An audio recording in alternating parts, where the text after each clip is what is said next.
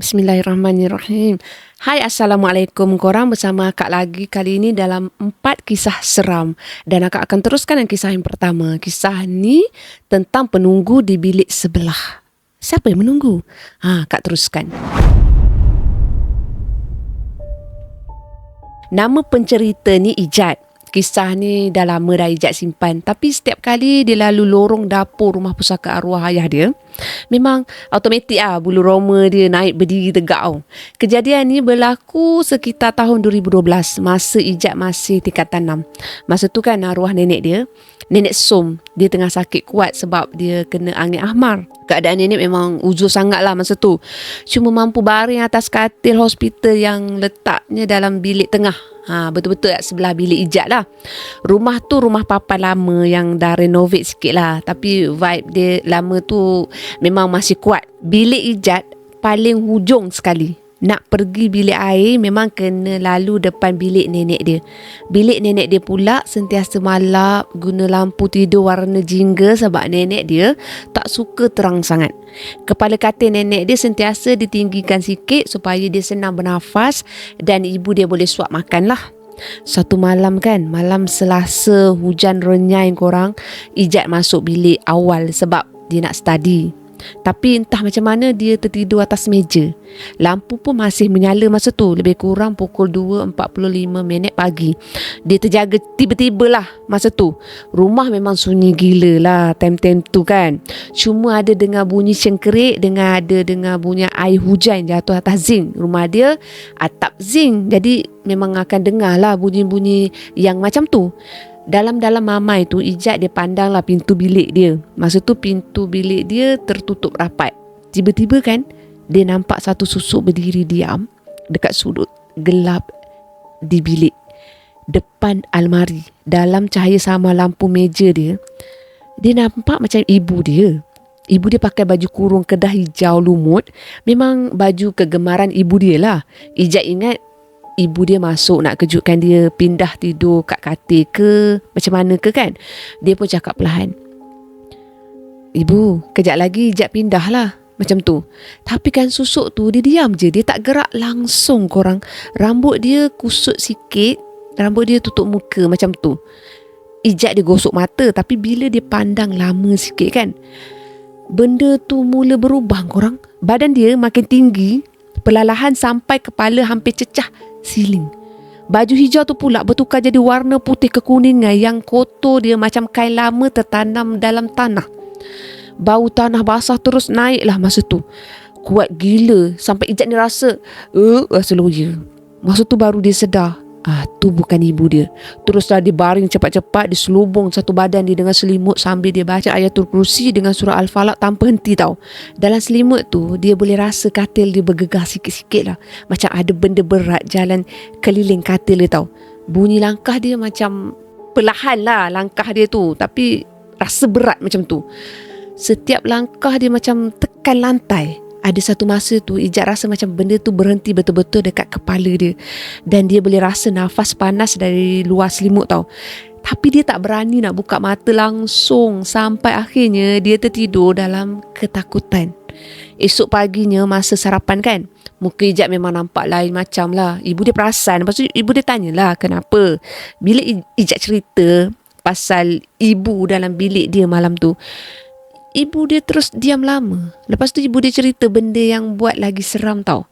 Malam yang sama, lebih kurang pukul 3 pagi, ibu Ijat ni terjaga sebab dia dengar bunyi daripada bilik nenek dia.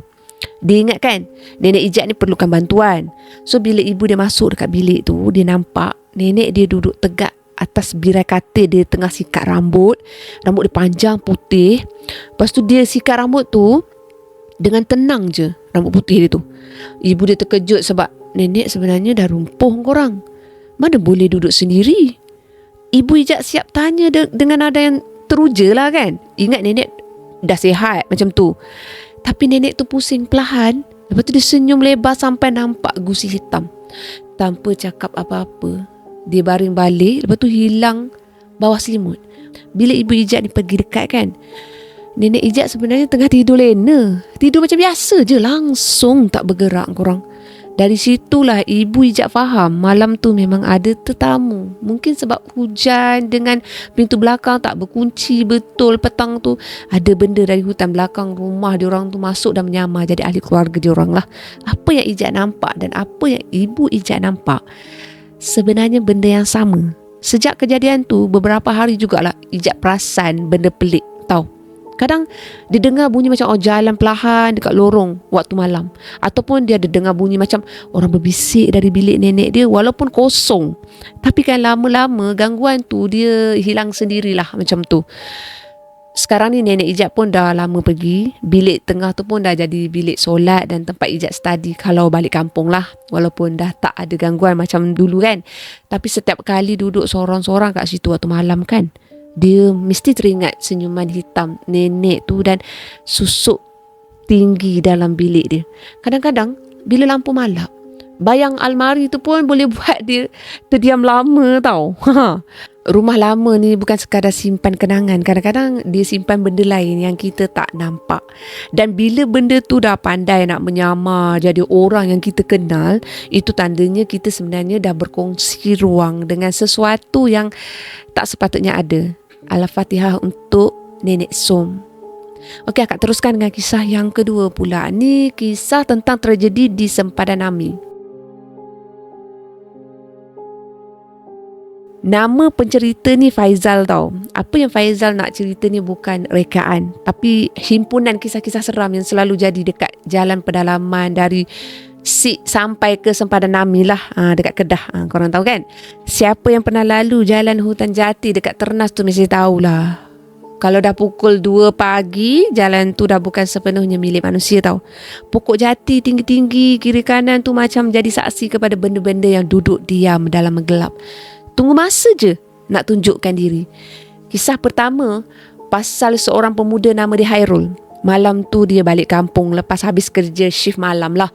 Kabus memang tebal gila masa tu, sampai lampu motor dia pun cuma nampak 2 meter ke depan je. Masa lalu dekat satu selekoh dekat pokok kelapa tua, dia nampak macam ada benda berjuntai dari kabel elektrik atas jalan tau. Mula-mula dia ingatkan pelepah kelapa kering ke, tapi bila dia lalu bawah tu terus meremang satu badan. Yang berjuntai tu sebenarnya rambut panjang hitam kusut hampir sentuh kepala dia. Hairul tak pandang belakang langsung masa tu. Terus dia pulas minyak walaupun jalan tak nampak dengan jelas. Tapi yang pelik kan, sepanjang jalan tu dia nampak deretan rumah kayu cantik dengan lampu pelita menyala macam kampung hidup tau. Padahal dia tahu kawasan tu siang hari memang kosong, sunyi je, tak ada apa pun. Esoknya dia jumpa Azam, kawan dia yang lalu jalan sama setengah jam lepas tu lah kan. Azam pun nampak benda yang sama, tapi lagi teruk. Dia nampak perempuan berkain kafan duduk atas kabel tu sambil sikat rambut panjang dia yang berjuntai ke bawah. Bila diorang pergi balik tempat tu waktu siang, teruslah diorang terdiam. Tak ada pun jalan macam malam tadi. Yang ada cuma semak sama dengan gaun curam je. Maksudnya malam tu diorang sebenarnya lalu dekat mana? Dekat mana? Dekat mana? Kisah kedua pula pasal Syida dengan kakak di Mastura. Diorang geraklah balik kampung pukul 4 pagi macam tu. Jalan sunyi sampai bunyi enjin kereta pun dirasa memang kuat sangat. Tengah naik bukit kan, Syida rasa bahu dia kena tepuk perlahan daripada belakang.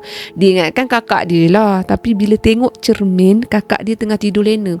Dia pun pandang ke tepi. Dekat dengan pokok ara besar masa tu, adalah motor lama tersandar dengan seorang lelaki berdiri membelakangi macam tu. Lelaki tu tak gerak langsung. Tapi bila sampai rumah kan, Mastura ceritalah benda yang sebenar. Lelaki tu sebenarnya tengah pandang tepat ke arah diorang dengan muka hancur korang. Gigi panjang penuh dengan darah. Siap senyum lagi. Rupanya tu penjaga pokok ara tu kot, yang suka ganggu orang yang lalu tanpa beri salam.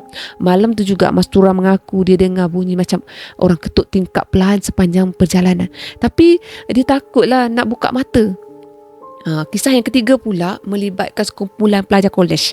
Salah seorang ni Kumar. Tiba-tiba dia jadi pelik masa dia naik motor. Dia bawa lah motor masa tu perlahan sangat, macam ada beban berat tau. Lepas keluar dari hutan tu, dia teruslah berhenti. Lepas tu dia muntah. Dia ceritalah sepanjang jalan tu ada perempuan pakai pakaian putih macam tu duduk belakang dia. Bukan setakat duduk je. Perempuan tu siap bisik je. Pss, pss, pss. Dekat telinga dia, suruh singgah rumah Husang kat tepi sungai. Rumah tu sebenarnya tempat orang bunuh diri lama dulu tau. Dan katanya roh dia masih terperangkap kat situ. Lagi seram, kawan dia yang ikut dari belakang cakap, masa tu dia orang nampak bayang 2 orang atas motor Kuma. Bukan seorang, that's why lah motor tu memang berat gila. Sepanjang kawasan Kubang Lintah sampai Nami tu memang terkenal lah sebagai kawasan mereka. Banyak kemalangan pelik jadi tanpa sebab yang jelas.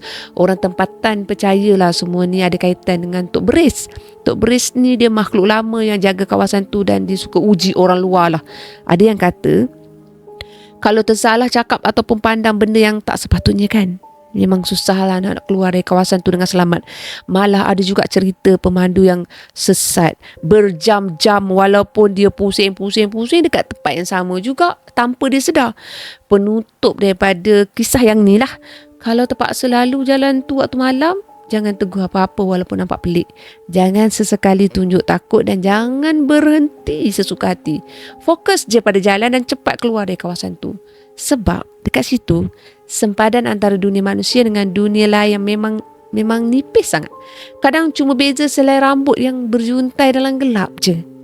Itulah situasi yang kalau diuji, harap kita ni ada pendinding, insyaAllah. Harap kita bacalah apa yang patut kita baca, insyaAllah. Akak teruskan dengan kisah yang ketiga pula. Gelombang dingin di koridor larangan. Nama pencerita ni Rizal. Kisah ni dia jadi masa Rizal tengah buat latihan praktikal lah dekat sebuah hospital besar dekat utara tanah air. Hospital tu memang terkenal korang dengan bangunan lama dia yang tinggi. Dan orang tempatan pun tahulah sejarah dia macam mana. Banyak kes orang terjun bangunan tau. Bunuh diri. Macam-macam cerita hitam lah pernah keluar surat khabar.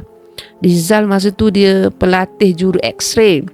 Jadi memang dah biasalah dengan suasana hospital yang hamba, sunyi. Tapi pengalaman dekat blok lama tu memang lain macam. Sampai sekarang tak boleh nak lupalah. Kejadian pertama jadi masa Rizal kerja shift malam dalam jabatan radiologi macam tu. Malam tu memang sunyi lah, melainkan ada kes emergency. Malam tu dia kerja dengan Syukri, kawan pelatih dia jugalah. Dan adalah seorang senior, Abang Lan.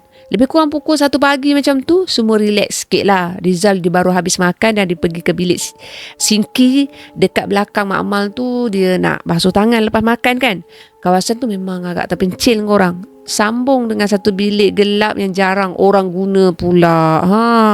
Terasalah keseraman dia. Masa dia tengah basuh tangan, dia perasan tau ada orang dekat Sinki sebelah. Orang tu tengah buat benda yang sama.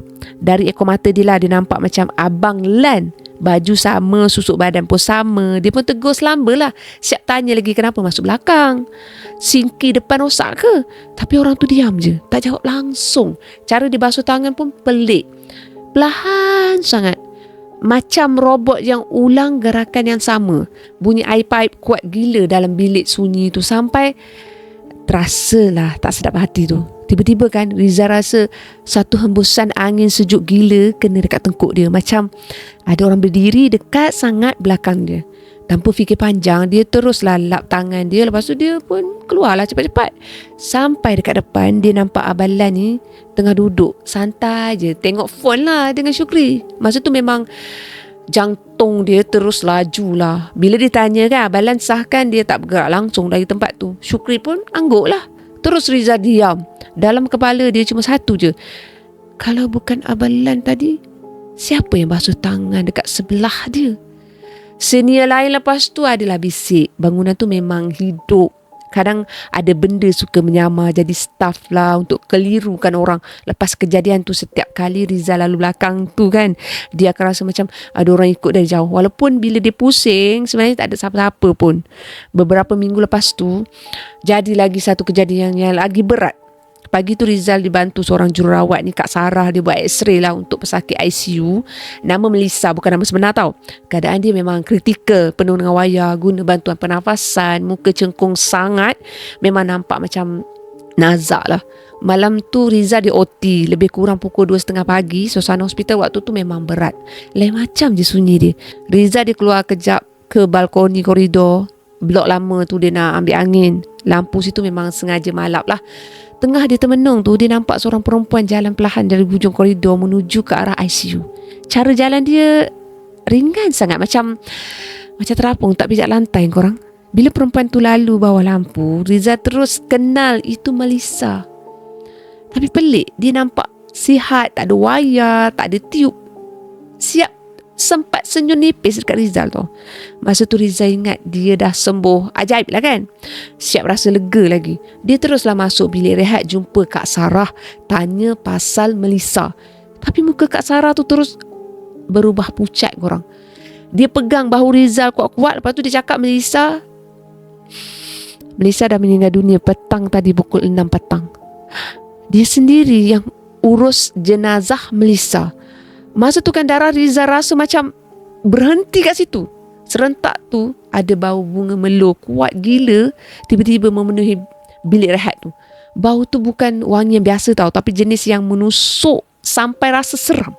Baru Riza sedar masa tu apa yang dia nampak tu bukan orang hidup. Mungkin cuma kunjungan terakhir lah. Mungkin sebelum roh tu betul-betul pergi, mungkin tak tahulah, mungkin itu satu jelmaan yang menguji keimanan Rizal. Masa tu jugalah, masa dia lalu kat koridor tu, dia perasan ada kesan basah macam tapak kaki menuju ke arah ICU.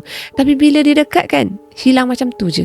Sejak malam tu Rizal memang tak berani dah nak berdiri sorang-sorang dekat koridor blok lama tu. Lagi-lagi pula waktu malam. Kadang-kadang kalau dia terpaksa lalu kan, dia akan rasa angin sejuk tu tiba-tiba lalu sebelah dia. Ataupun dia akan dengar bunyi troli bergerak perlahan walaupun tak ada sesiapa pun kat situ. Jadi di sebalik kisah ni, hospital bukan sekadar tempat orang hidup berjuang untuk sembuh tau, tapi juga tempat orang mati. Satu-satu ujian lah, pendek kata. Maksudnya menguji kita, menguji insan di sana.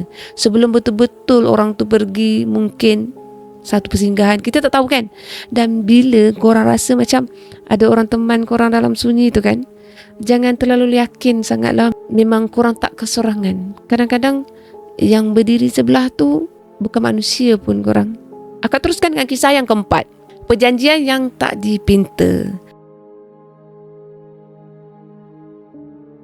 Pencerita ni nama dia Hani. Kisah ni bukan jenis hantu yang lompat-lompat belakang pokok pisang tu, tapi lebih kepada pengalaman pelik yang buat Hani sendiri sampai sekarang pun masih terfikir panjang tau.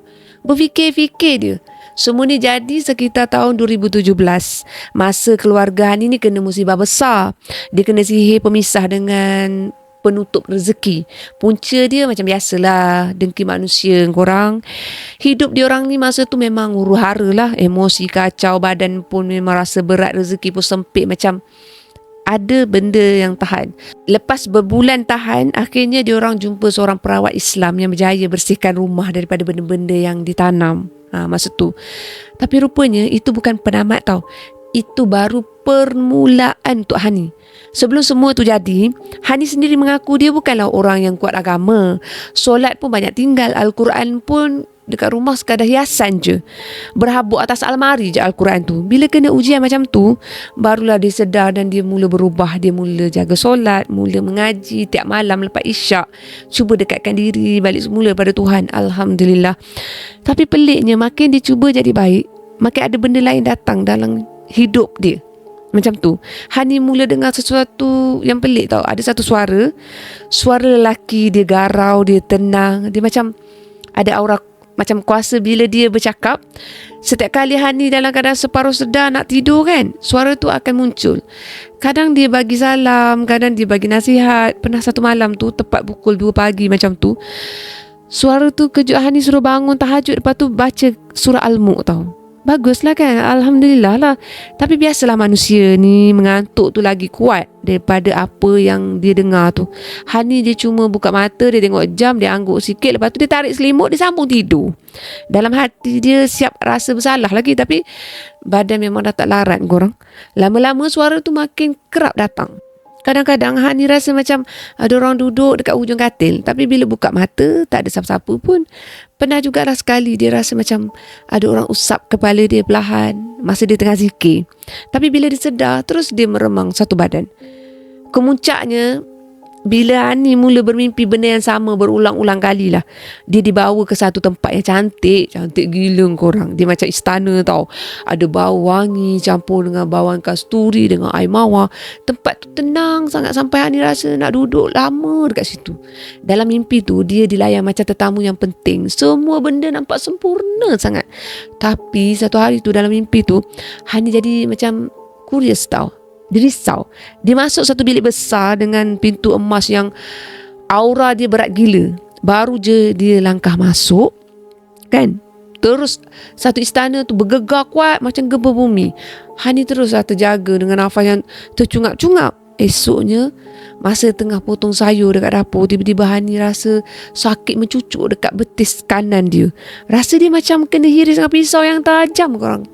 Dia terus menjerit, lepas tu dia duduk. Dia carilah kalau ada benda tajam, tapi kosong, tak ada apa-apa kat situ. Tak lama lepas tu satu lagi rasa yang sama, hirisan lah. Dia rasa macam hirisan terkena dekat bahu belakang dia. Sakit dia memang tak boleh nak cerita. Nama pun macam hirisan, walaupun tak nampak luka kan. Esoknya betis dia jadi lebam besar, warna biru kehitaman macam kena pukul yang kuat tau. Gangguan tu berlarutan hampir sebulan, sampailah Hani dah tak tahan dah.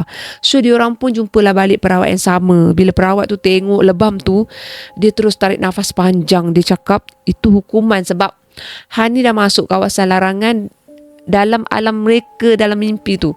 Lagi terkejut bila dia bagi tahu suara lelaki tu sebenarnya pembesar dari alam sebelah yang tertarik dengan Hani. Kononnya nak jadikan dia macam pemaisuri lah sebab cahaya ibadah dia macam tu lah kononnya. Masa tu Hani memang jadi bela lah. Nak gelak pun ada, nak nangis pun ada. Dalam kepala dia, serius lah. Sebab walaupun benda tu nampak macam nak jagalah, dia tetap boleh sakitkan Hani. Itu yang buat dia rasa tak selamat langsung.